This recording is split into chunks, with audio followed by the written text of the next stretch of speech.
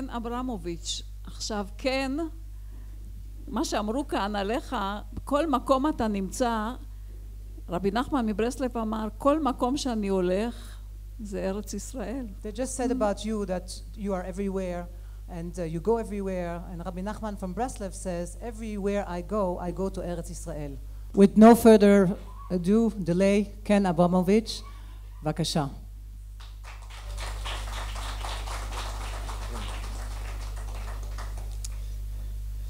Thank you very much, Yehudit. Nadia, it's great to be with you. And I'm excited to be, I guess, at your first conference of this of your series of conferences. So today, I want to do two things. I want to give a 3-minute talk and a 15-minute talk. And let's see how good I am at staying to 3 minutes and 15 minutes. The two talks are interrelated but a little different. Now, first, I wanted to discuss a concept called winning, losing, and tying. Winning, losing, and tying. So I'm going to give you 3 examples of winning, losing, and tying, and you'll see something interesting. So, by the way, can everyone hear me okay in the back? Yes? Okay.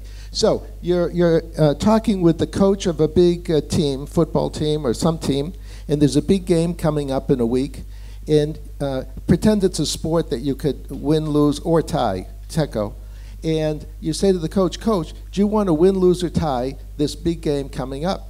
And the coach would say, obviously, I want to win. I'm a coach. That's my function in life is to win, and we're going to win. And then you say, Coach, do you actually, those are words, do you actually have a strategy to win? And just pretend the coach tells you the strategy, and you say, that's a winning strategy. So now let me give you a second example.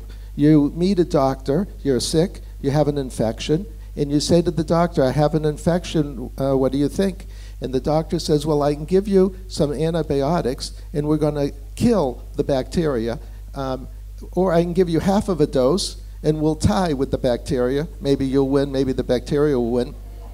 Or I could give you no dose of antibiotics, and probably the bacteria will win. And you say, Doctor, I want to win. I want the full dose of antibiotics. Let's kill the bacteria. I do not care about collateral damage to the children of the bacteria. Let's just kill all the bacteria. So, okay, great. Okay, so now let's go to national security. So we have, let's just say, President Trump here. And we say, President Trump, do you want to win, lose, or tie? And he'll say, I want to win. I'm a winner. Believe me, I'm a winner. Then he leaves, and we just look at the internet or the newspapers, and we just look at the strategy. Is the strategy of the United States to win, lose, or tie in terms of national security? It's to tie. The strategy is to tie.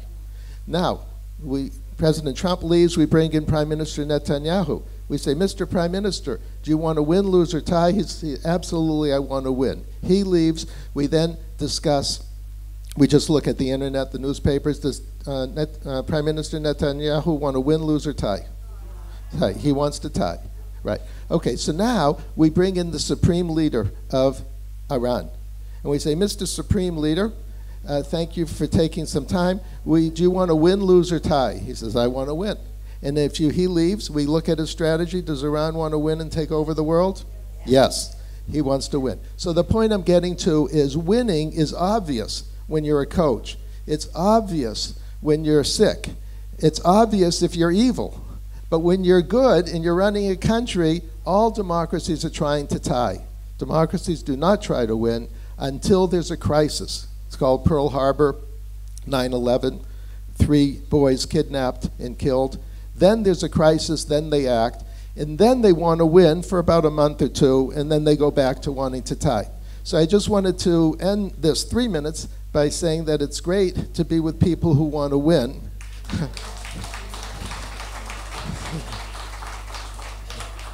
And I'm so tired of watching our leaders who want to tie, and it's great to be here with the Women in Green, veGaon, and the Sovereignty Movement, and all of you who also want to win by definition. That's why you're here, and it's great to be here today with you.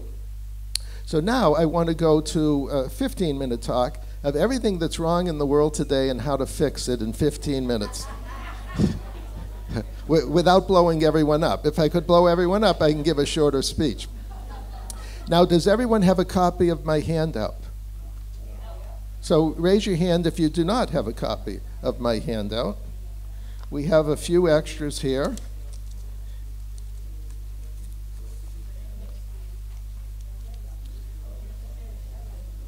Maybe some of you can share them. I made about 100, so there should be enough for about everybody.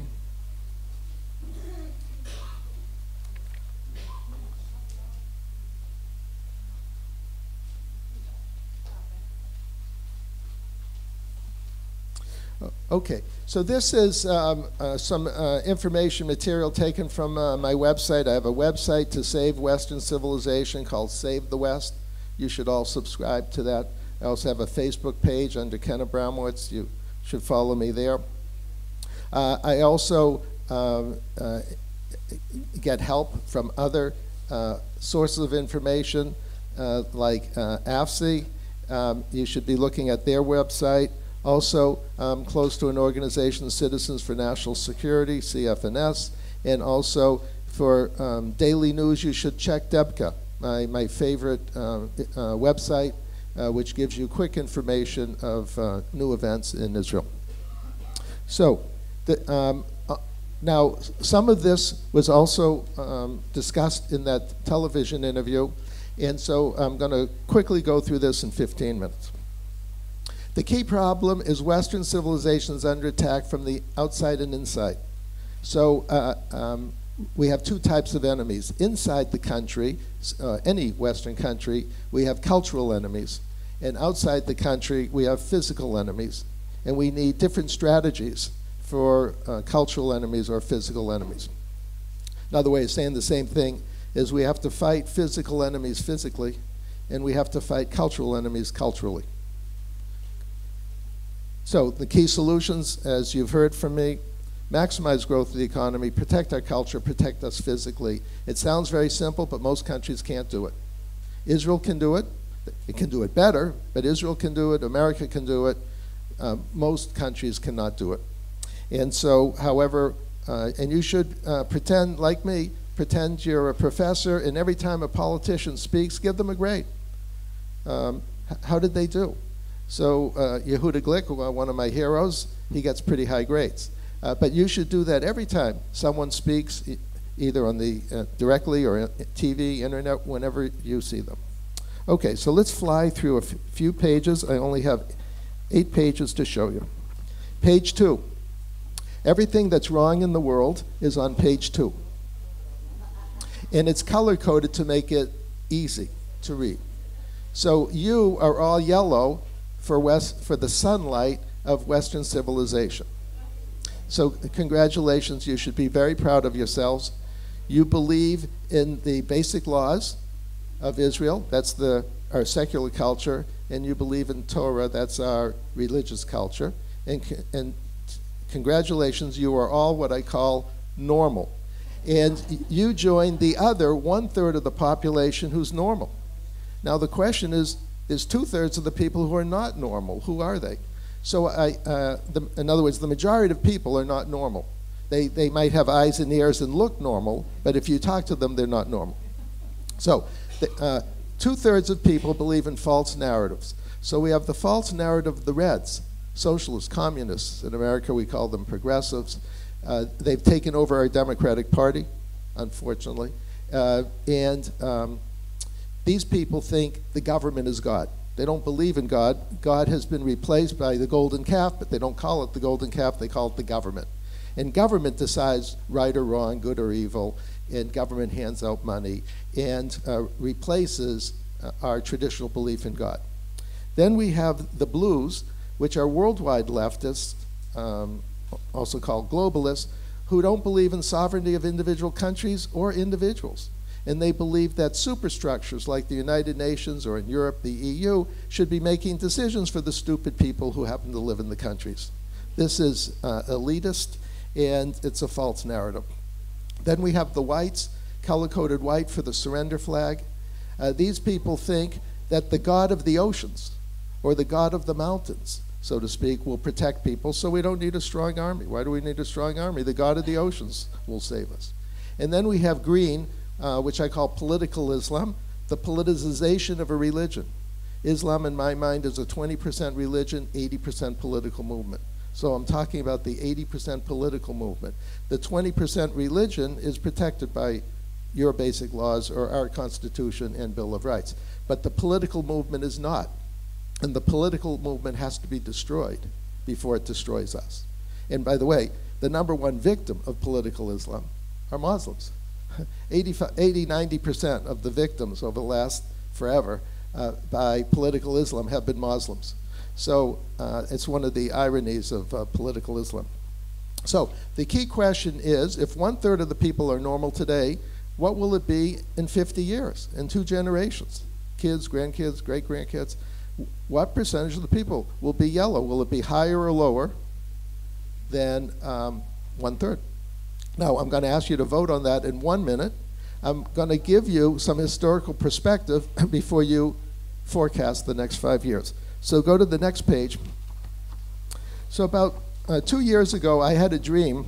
This is a true story. It's a dream, but it's a true story, that Abraham Avinu, came back to life for 1 day. I immediately called his office, talked to his scheduler, and I asked for 10 minutes. And I got 10 minutes. Wasn't easy, but I got 10 minutes on Avraham Avinu's schedule. And so I said to him, I showed him page 2, the normal people surrounded by the, and I said to him, what percentage of people 3,800 years ago were yellow? And he says, 1%, me, my family, my tribe, my friends, and we were surrounded by all variety of pagans. And then he said to me, and I don't have time to explain to you what pagans believed in, and if I had time to explain it to you, you wouldn't believe it anyways. And we only have 10 minutes together, so just trust me, they were pagans. I said, okay, fine. And I said, I asked one more question before I woke up, and I said, Abraham, in the last 3,800 years, we've gone from 1% normal to 33% normal. Are you proud of us? And he said to me, you had 3,800 years, you could have done better than that. And then I woke up and created this slide, page 3, the next day. So now we're going to take a little vote. In 50 years, 2 generations from today, what percentage of the people will be normal? I'll give you a hint. It'll be more than 1/3 or less than 1/3. So who thinks it'll be more than 1/3? And who thinks it'll be less than 1/3? Okay, so it's very interesting.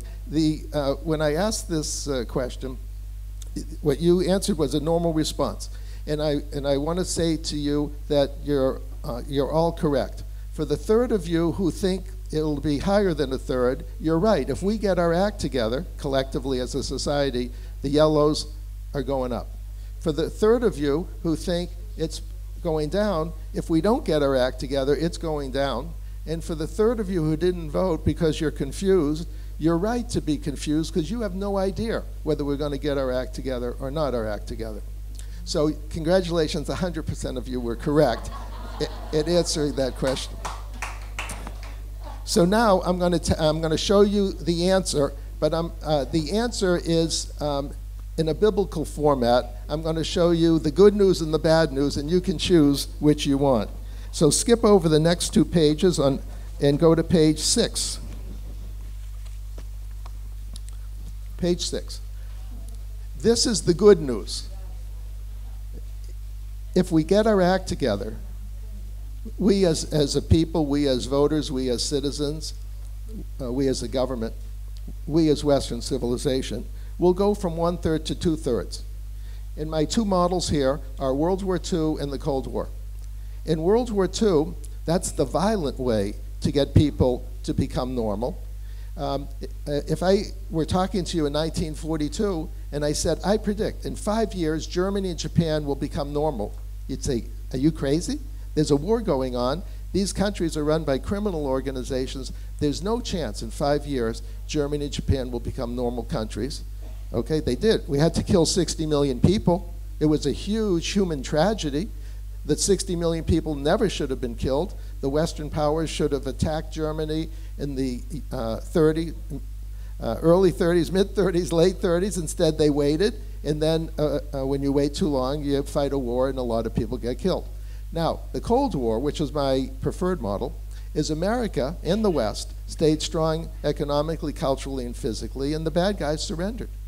Now, Soviet Union and China didn't sign a surrender document, but in effect, they realized they did not have a strong economy, they did not have a strong culture, they did not have a strong physical capability, and they realized they better not fight with the United States. And they, in effect, surrendered and joined us. Not 100% joined us, but let's say half joined us. Now, let's go to the next page, which will be my last page, and then I will stop, and if we have a few more minutes, I will answer some questions. So page 7, if we don't get our act together, this is what the world will look like. Political Islam will take over.